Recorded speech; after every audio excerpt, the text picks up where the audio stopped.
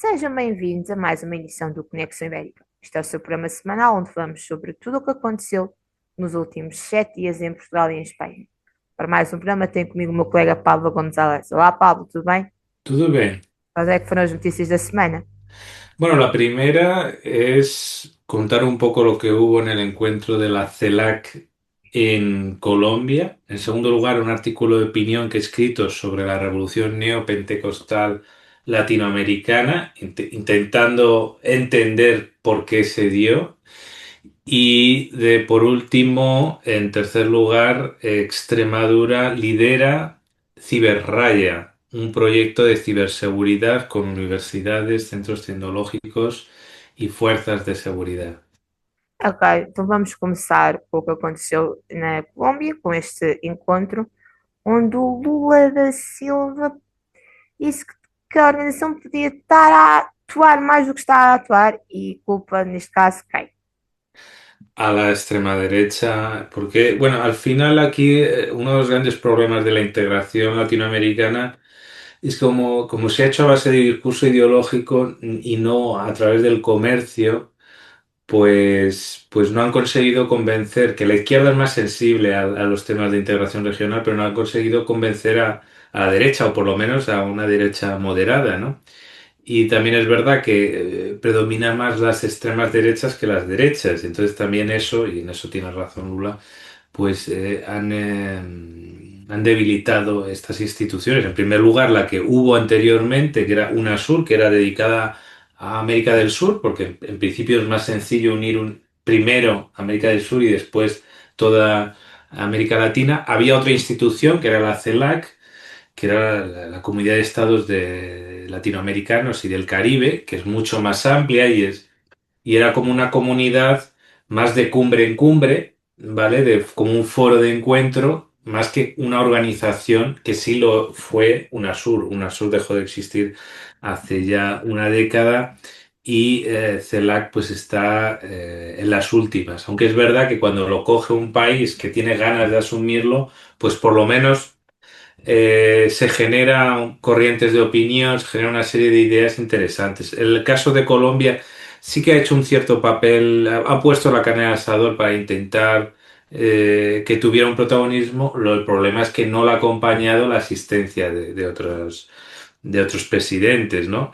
Coincidía también, ya sabemos que estos organismos regionales muchas veces aprovechan para hacer encuentros con otros continentes. Lo hubo CELAC Unión Europea, que no salió mal aquel encuentro, lo contamos por aquí, y ha habido uno, en este caso, con África, pero también con muy pocos presidentes, ¿no? Pero eso sí, con un discurso interesante por todo el tema de la afrodescendencia, que hay mucha en el Caribe, en particular en Colombia y obviamente también en Brasil.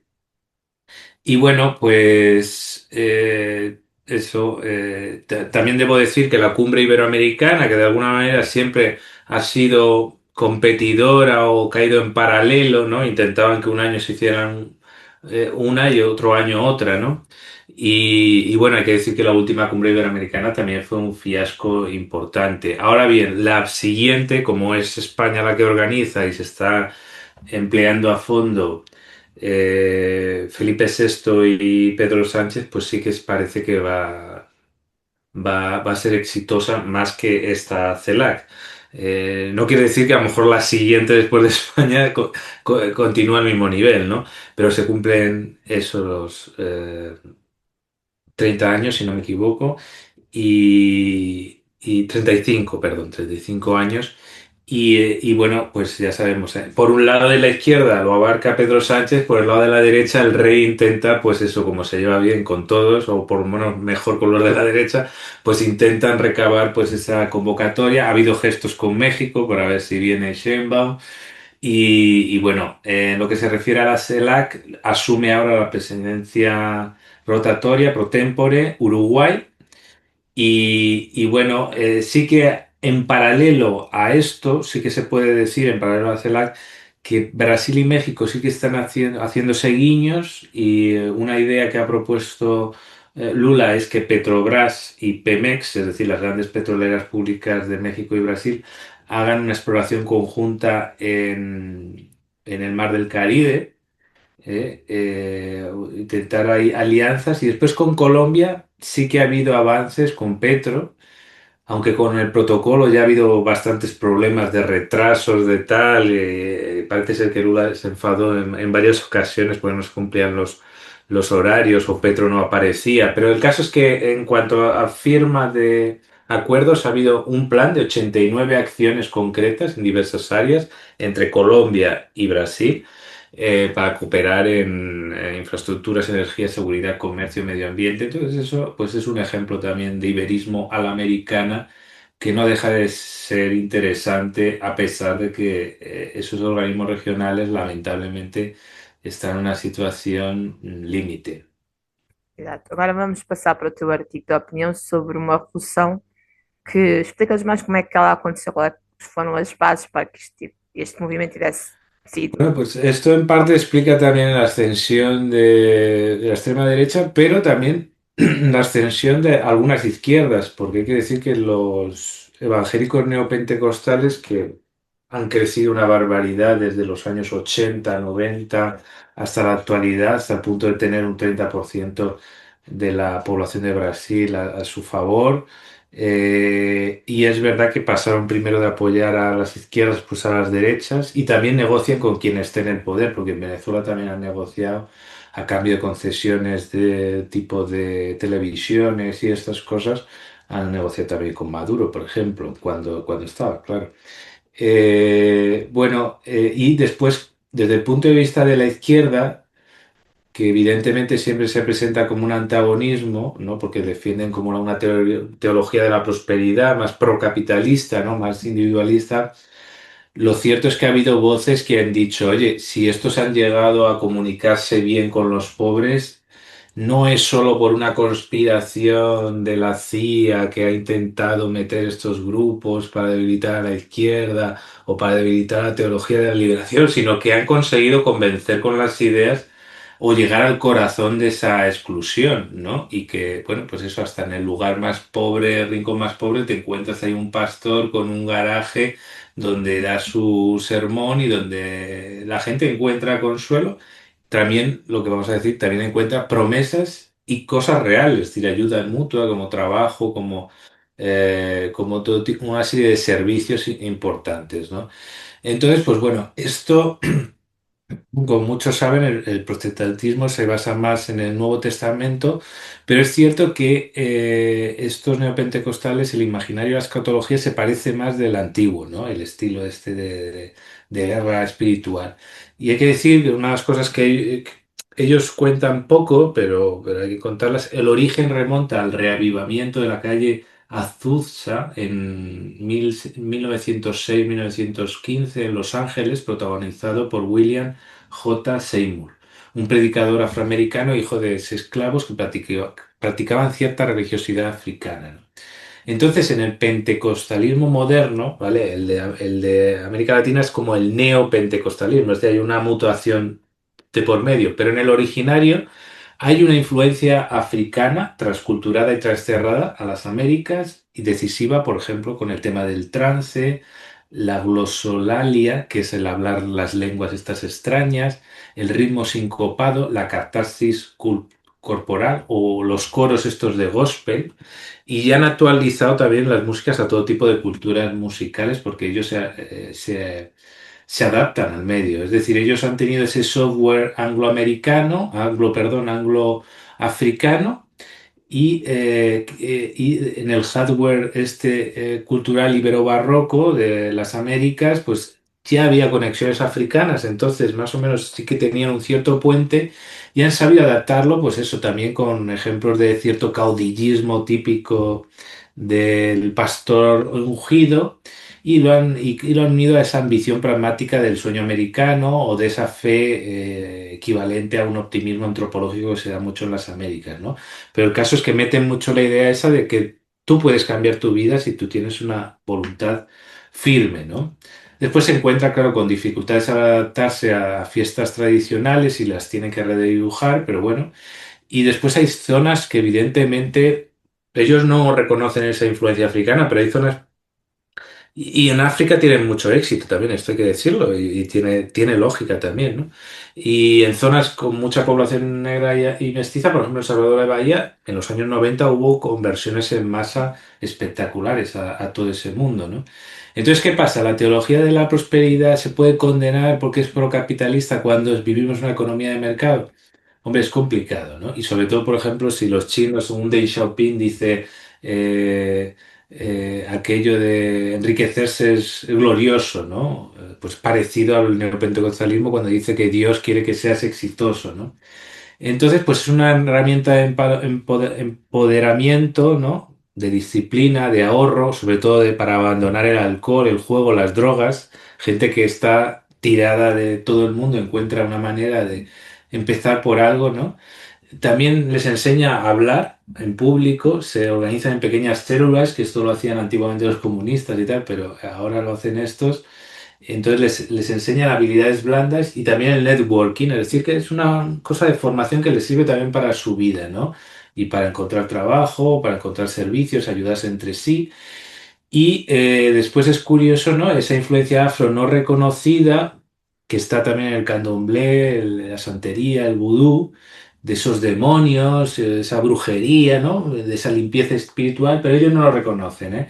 Lo que sí dicen es que tienen herencia judía, que es falso eso, pero bueno, ellos sí que son muy sionistas en ese sentido y tienen, pues eso, sacan menorás, banderas de Israel. Hay incluso en Río de Janeiro un barrio favelizado que se llama Complejo de Israel, donde pues eso, también ahí se junta, no quiero generalizar, pero bueno, aquí se junta gente que se dedica al narco y a explotar a la población, ¿no? Y se dicen evangélicos, ¿no? Que también es un fenómeno curioso, pero bueno, con esto no quiero generalizar lo que es el fenómeno, que es muy complejo y muy amplio.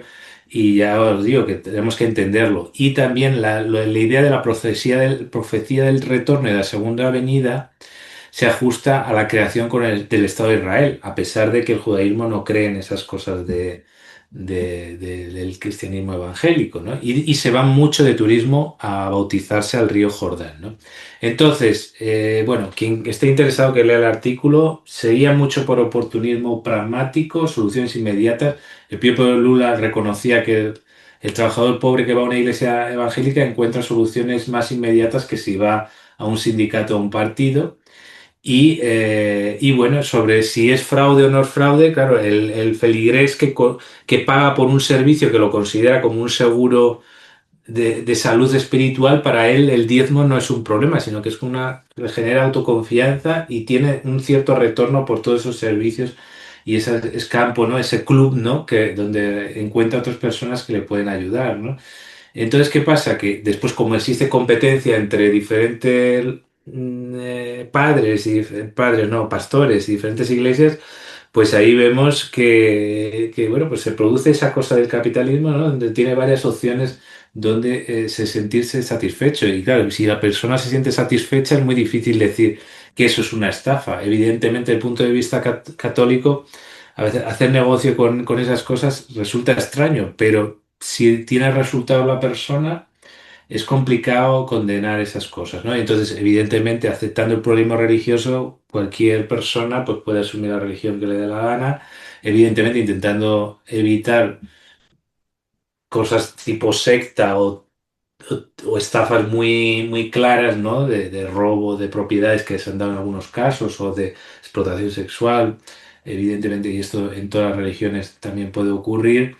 Bueno, sabiendo que tenemos la herencia que tenemos del mundo barroco, mudéjar y católico, pues bueno, todo el mundo puede ser lo que le dé la gana. Y en América es verdad que también existe, aunque en el mundo evangélico no es tan frecuente, que no existe un cierto exclusivismo religioso, sino que a la gente le gusta coger una cosa de cada religión y se cambia, ¿no?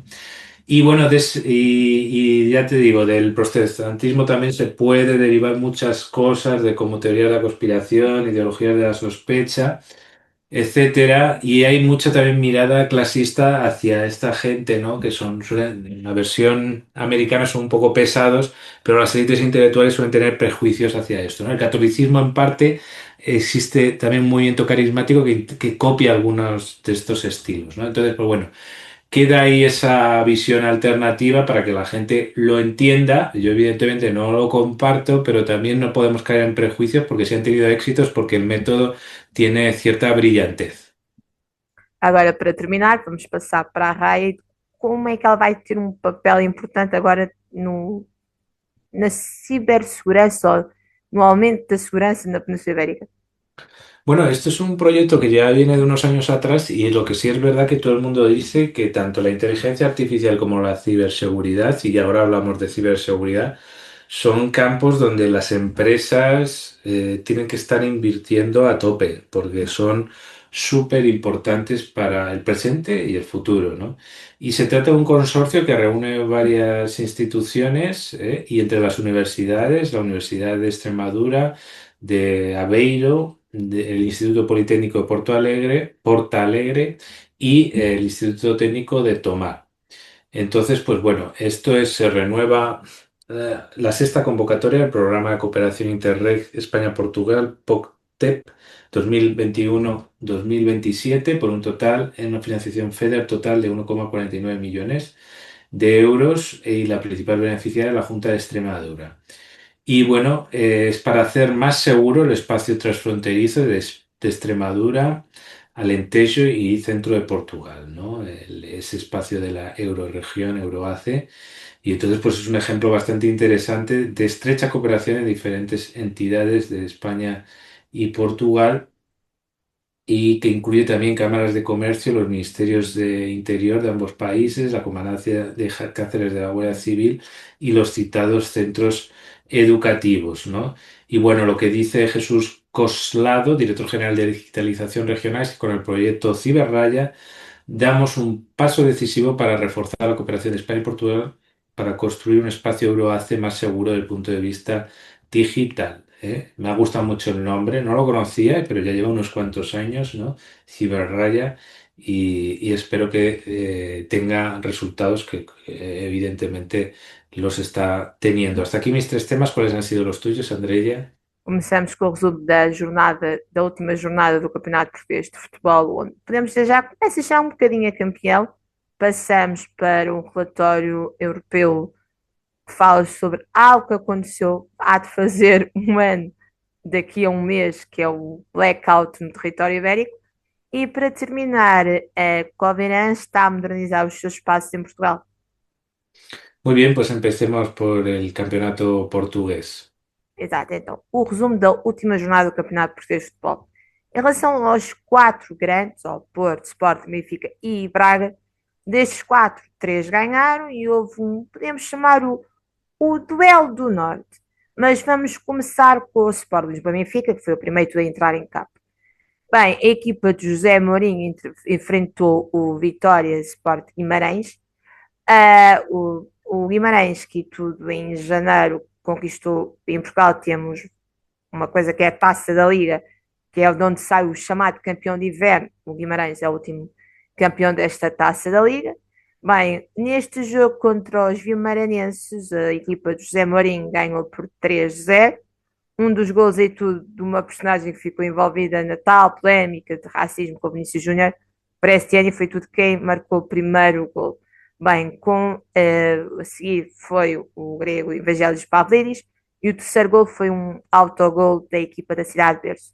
Bem, com esta vitória, o Benfica continua em segundo lugar, mas empatado com o Sporting, que tem menos um jogo por causa que fez uma paragem para se preparar para a participação dele na Liga dos Campeões, onde ganhou ao Bodo Glimt da Noruega por 5-0, mas pronto, como tem uns jogamentos, Benfica e Sporting continuam empatados, Benfica continua na perseguição pelo primeiro lugar do Porto, um pouco afastado, mas continua, e ainda olha para a próxima época por uma entrada automática na Liga dos Campeões.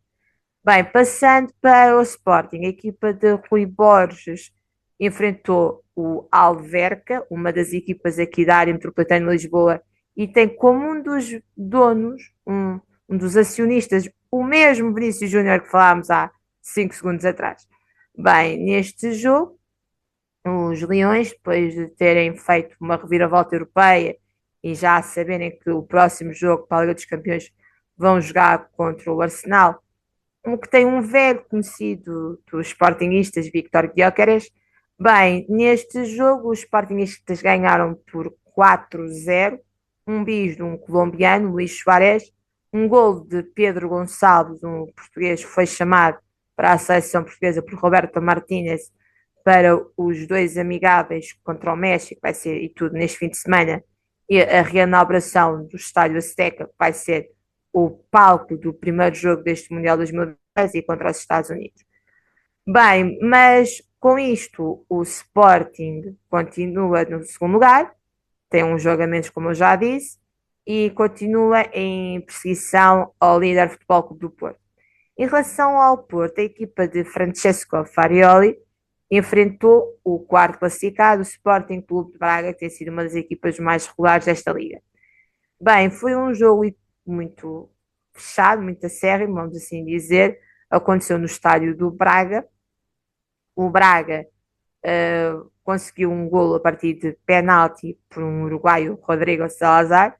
Teve também em destaque outro português chamado à seleção, Ricardo Horta, mas o Porto conseguiu marcar os seus dois golos, um pelo brasileiro William Gomes e outro por um dos reforços agora do inverno, Fofana.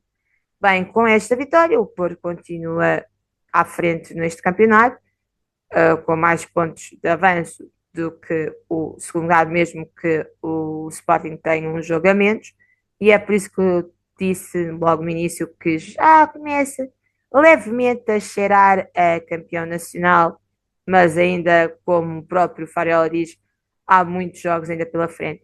Só para terminar, e já como fizemos isto já no último programa, a semana terminou com o futebol português a despedir-se de um antigo jogador, Silvino, um antigo guarda-redes do Sport Lisboa-Benfica, foi com o Benfica e tudo a duas finais da Champions, antigo também guarda-redes do Futebol Clube do Porto, e era o treinador de guarda-redes das equipas técnicas de José Mourinho, tanto no Chelsea ou no próprio Real Madrid. Este Silvino era aqui da cidade de Setúbal e, entretanto, o funeral também já aconteceu e presente no funeral teve uma comitiva e tudo dos Blancos para se despedirem de um dos seus antigos treinadores. Muy bien, pues seguiremos de cerca todo lo que tenga que ver con el campeonato portugués y evidentemente posteriormente todo tipo de deporte ibérico. Bueno, ahora pasamos a las razones del apagón que, bueno, son polémicas, ¿no? Según cada uno, pero bueno, unos expertos han dado un veredicto, ¿no? Sim, então um grupo de especialistas europeus, cerca de 45, agora apresentou um relatório sobre o porquê de, no dia 29 de abril, acho que todos nós temos uma história sobre este dia. No meu caso, estava a ver televisão e a televisão, puf, congelou, com a palavra morango. Era uma novela e o ator disse morangos. E puf, ficou aí. E depois muita coisa se falou, desde um ataque dos russos, muita coisa, toda a gente tem uma história. Porque aconteceu um apagão massivo, tanto em Espanha como em Portugal? Bem, segundo este relatório, foi uma descarga elétrica descontrolada, uma sobrecarga elétrica descontrolada, assim que é, um, um, foi uma cascata perfeita para a desgraça, vamos assim dizer. Mas a verdade é que aconteceu e eles dizem que, pronto, ninguém tem culpa, porque houve muita gente que também apontou um pouco o dedo às energias renováveis. Não podemos esquecer que Portugal e Espanha estão na vanguarda da produção de energia através de fontes renováveis, mas eles dizem que também que o problema não está aí, que aconteceu foi o principal ou maior desastre a ver, neste caso, com a eletricidade em território europeu dos últimos 20 anos, um fenómeno que foi um fenómeno difícil de explicar, mas a verdade é que aconteceu. Portanto, estamos a um mês de fazer um ano deste apagão que tudo serviu como inspiração para uma cena de novela no remake de Vale Tudo no meio da novela aparece o que seria da cidade se houvesse um apagão total, como todos nós vimos na própria pele. Bem, estes especialistas apresentam um conjunto de medidas para tentar mitigar o que acontece novamente, como maior comunicação entre as duas redes elétricas para identificar falhas antes das mesmas acontecerem. Em Portugal, algo que ainda se falou no próprio dia 29, quando aconteceu, que foi as barragens terem um mecanismo de volta, que no caso de Portugal apenas duas barragens é que tinham, mas mesmo assim, e tudo, os especialistas europeus avançam que Portugal demorou cerca de 12 a 13 horas para recuperar a sua energia, quanto que a Espanha demorou 16, e o caso de Espanha ainda contou com alguma ajuda de França e de Marrocos, Portugal estava sozinha, porque o seu vizinho do lado também estava com o mesmo problema, mas mesmo assim, a única coisa que o relatório diz é que mesmo assim conseguiram voltar mais cedo a ter eletricidade e depois aconteceu o que todos vimos, houve até fogos de artifício lançados para comemorar esta volta à energia. Bem, só para terminar esta parte de problemas energéticos e sobre o que estamos a viver com esta guerra no Irão. A ministra do Ambiente de Portugal, que já era a ministra que enfrentou esta crise do apagão, diz que o país está a começar a ter alguns requisitos para poder, talvez, no futuro, chamar à crise energética, porque depois de um início do ano em que tivemos tempestades fortes, agora temos os preços da eletricidade a disparar. Muy bien, pues esta temática intuyo que seguirá dando noticias. Y por último, un ejemplo de una empresa de origen granadino. Como solemos hacer, pues solemos divulgar ejemplos, buenas prácticas de empresas españolas en Portugal y empresas portuguesas en España, ¿no? En este caso es una española en Portugal haciendo las cosas de un punto de vista ibérico y parece que le va bien, ¿no? Exatamente, então a granadina Coviran, que está também em Portugal, é uma chamada uma cooperativa de mini supermercados ibérica.